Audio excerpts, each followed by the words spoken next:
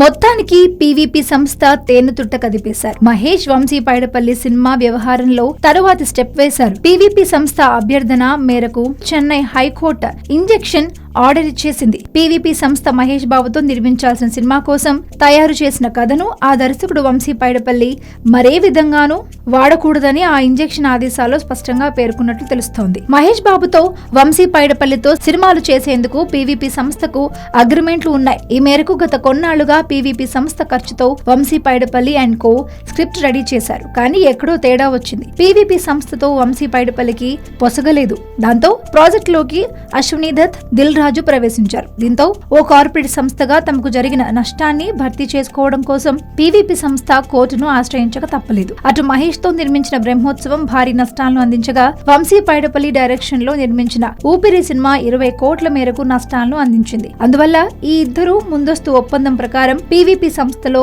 సినిమాలు చేయాల్సి ఉంది. అది జరగకపోవడంతో కోర్టు ముంగిటకు పీవీపీ సంస్థ వెళ్లక తప్పలేదని తెలుస్తోంది.